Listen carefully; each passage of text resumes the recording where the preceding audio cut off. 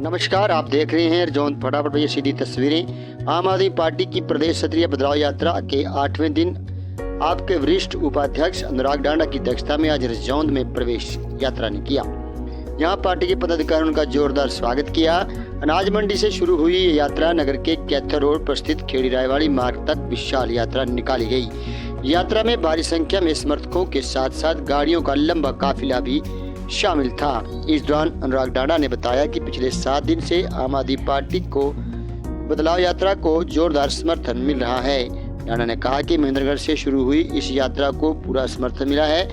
अब इतना लंबा काफिला हो गया है कि जहां तक नजर जाती है काफिला ही काफिला नजर आता है। उन्होंने कहा कि लोग अब कांग्रेस, बीजेपी, इनेलो, जेजेपी बार बार पार्टियां बदलकर परेशान हो चुके हैं। अब लोग व्यवस्था बदलना चाहते हैं। इसलिए उन्होंने कहा कि 2024 में आम आदमी पार्टी 90 सीटों पर उम्मीदवार उतारेगी और सभी उम्मीदवार भारी जीत के साथ विजयी होंगे और 2024 में आम आदमी पार्टी पूरे बहुमत के साथ हरियाणा में सरकार बनाएगी। उन्होंने बताया कि 2024 में हरियाणा की राजनीति में बहुत बड़ा बदलाव आने वाला है। उन्होंने बताया कि इस बार केवल पार्टियां नहीं बदलेंगी बल्कि इस बार व्यवस्थाएं बदलेंगी और आम आदमी पार्टी की सरकार हरियाणा में बनेगी। उन्होंने कहा कि पंजाब में आम आदमी पार्टी की सरकार ने 42,000 युवाओं को नौकरियां दे चुकी है और 3.5 लाख प्राइवेट रोजगार का प्रबंध किया है। उन्होंने कहा कि इसके अलावा 13,000 कच्चे कर्मचारियों को पक्का किया जा चुका है। उन्होंने ये भी कहा कि 3 राज्यों के चुनाव में रिजल्ट से यह स्पष्ट हो चुका है कि सीधे मुकाबले में भाजपा को हराना कांग्रेस के बस की बात नहीं है। वही आज बात करते हैं अनुराग डांडा से। क्या कहते हैं अनुराग डांडा?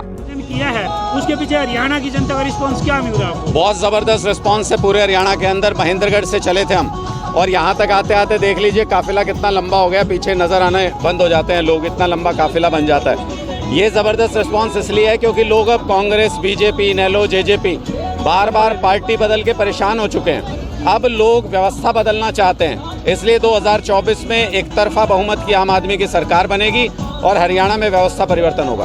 अनुराग जी देखिए, जैसे आम आदमी पार्टी भी इंडिया गठबंधन का एक हिस्सा है, यदि कल को गठबंधन के तहत ही लोकसभा चुनाव का आयोजन होता है तो उसमें जो आम आदमी पार्टी की तैयारियां उनका क्या होगा? हम बिल्कुल गठबंधन का हिस्सा हैं लोकसभा चुनाव के लिए और देश में 2 तरीके के चुनावों की व्यवस्था है, एक लोकसभा और एक विधानसभा।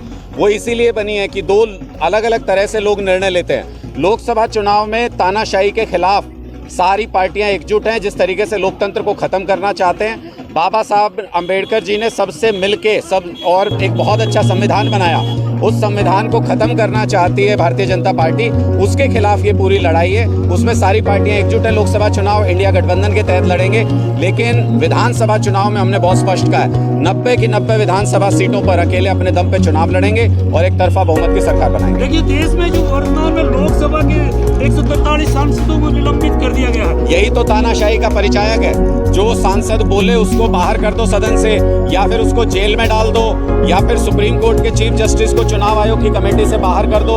ऐसी हालत बना रखी है कि चुनाव आयोग को अगर कल को चाहे तो संबित पात्रा को भी चुनाव आयुक्त बना सकते हैं। आप खुद सोचिए क्या हालत होगी, कैसा चुनाव होगा फिर।